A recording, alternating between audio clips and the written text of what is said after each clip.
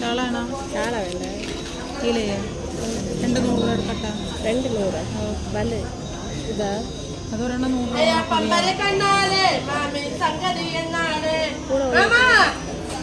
കൂടെ രൂപയ്ക്ക് ആരെങ്കിലും എടുക്കുകയാണെങ്കിൽ കന്നിട്ട് ഞാൻ തരാം. ഒന്നുകൂടെ ഞാൻ വെച്ചു. മോളെ പച്ച കടപ്പുറത്തത് 50 രൂപ വിലയായി കേട്ടാ.